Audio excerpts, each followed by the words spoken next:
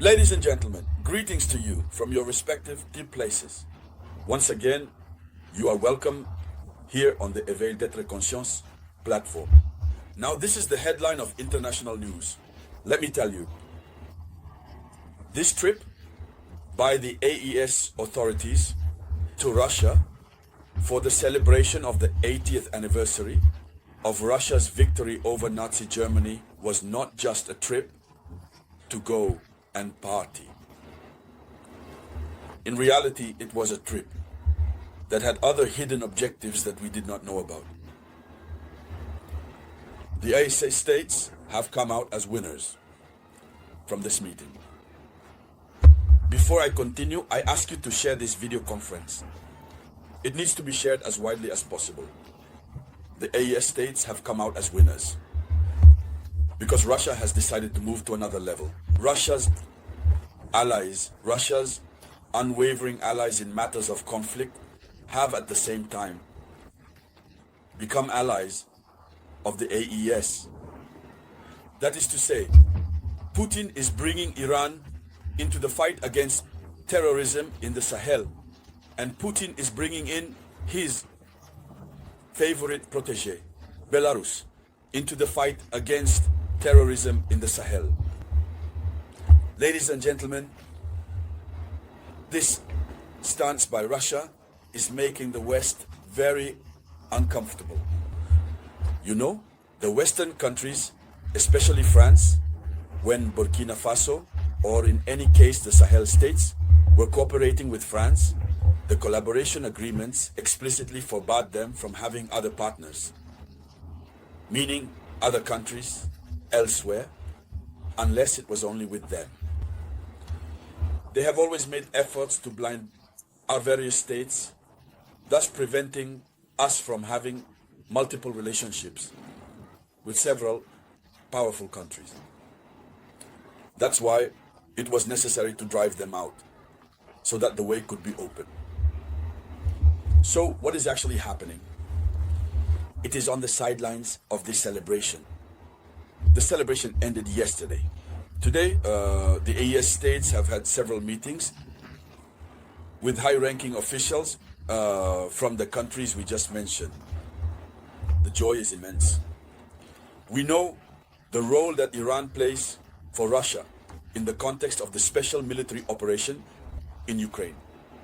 Iran was selling its Shahed drones to Russia until they themselves saw that no, it was not possible. They needed to transfer the technology, the patent for creating Shahed missiles to Russia so that Russia could carry out its special military operation more effectively. They transferred all the expertise. They sent their engineers to set up production factories. And as if all that weren't enough, they also taught Russia technologies related to the production of other types of weapons that they themselves manufacture at home. Today, these countries are beginning to work in synergy with the AES states. What is the content of the information? What exactly is happening? Share the video conference. Let's go deeper. What needs to be said is that when we first look at Russia itself, before talking about Belarus and Iran, we have Russia making a statement. The Russian Minister of Defense, Andrei Belousov, made a statement regarding the AES states. And he said this: a strengthened military cooperation between Russia and the AES states, particularly Niger, Mali, and Burkina Faso, is necessary. He reads this. He was addressing his Nigerian counterpart, Army Corps General Salifu Maudi. He reads, Russia considers the creation of the Confederation of Sahel States, Niger, Mali, Burkina Faso, as an act of sovereignty and a desire to redefine the regional security architecture. They are ready to support the AES He says that the creation of the AES Confederation should be seen as an act of sovereignty and above all as a desire to redefine the regional security architecture, since we did not have security in our countries. Andrei Belousov emphasized that the military relations between Moscow and its African partners were strategic and built to last. He specified that military cooperation with Niger was being personally monitored by President Putin. In other words, the military relationship between Niger and Russia is being closely watched by Putin. The Russia-Mali military relationship is also being closely monitored by Putin.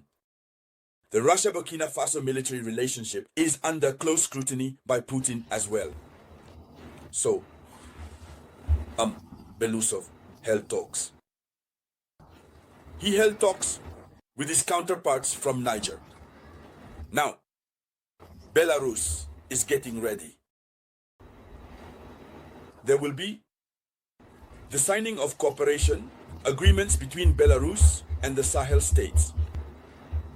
But for now, the country with which things are really clear is Iran. So, what should be said about this? Niger, representing the AES, Nina Bako, and Iran, have signed a memorandum of understanding aimed at deepening their security cooperation. The main objective of this agreement is to strengthen joint efforts in the fight against terrorism and transnational trafficking. So Iran has already reached an agreement with Niger. What remains is to finalize the agreement with Mali and Burkina Faso.